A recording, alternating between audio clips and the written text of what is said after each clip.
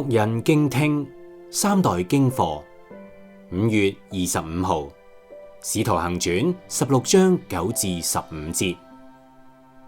夜間有異象向保羅顯現，有一個馬其頓人站着求他說：請你過來到馬其頓來幫助我們。保羅既看見這異象，我們就立即設法往馬其頓去，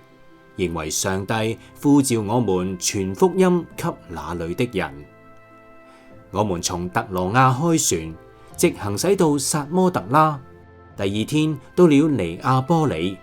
從那裏來到腓立比，就是馬其頓這一帶一個重要城市，也是羅馬的駐防城。我們在這城裏住了幾天，在安息日，我們出城門，到了河邊，知道那裏有一個禱告的地方，我們就坐下來，對那些聚會的婦女講道。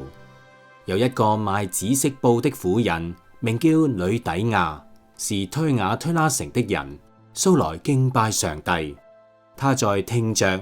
主就開導他的心，使他留心聽保羅所講的話。他和他一家都領了洗，就求我們說：你們若以為我是真心信主的，請到我家裏來住。於是他堅決請我們留下。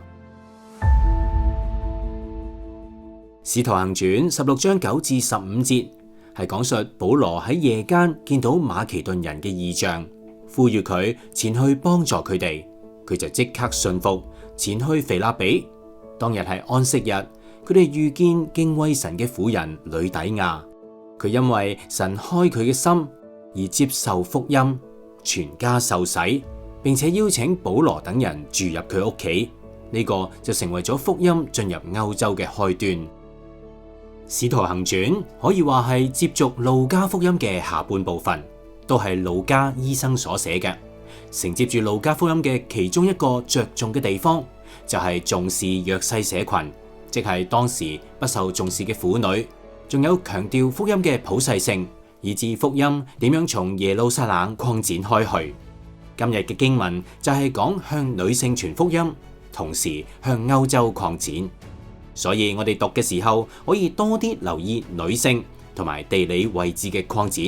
喺呢啲地方用多啲力，亦都喺呢啲字眼之前面略停，讓到聽嘅人可以更加留意到呢啲地方。就例如12至13節咁，從那裏來到腓立比，就是馬其頓這一帶的一個重要城市，也是羅馬的駐防城。我們在這城裏住了幾天，在安息日，我們出城門，到了河邊，知道那裏有一個禱告的地方，我們就坐下來，對那些聚會的婦女講道。今日要講嘅特別字係咩字呢？你應該估到啦，有一個字好可能要查字典啊，嗬，就係推雅推拉個拉字啦。同約書亞記2章，約書亞派探子入去窺探耶利哥城，遇到嗰個妓女拉合嗰個名係同一個音嚟嘅。推雅推拉，拉合都係 LAA1 拉，記住啦。唔知你對讀經又有啲乜嘢心得或者疑問呢？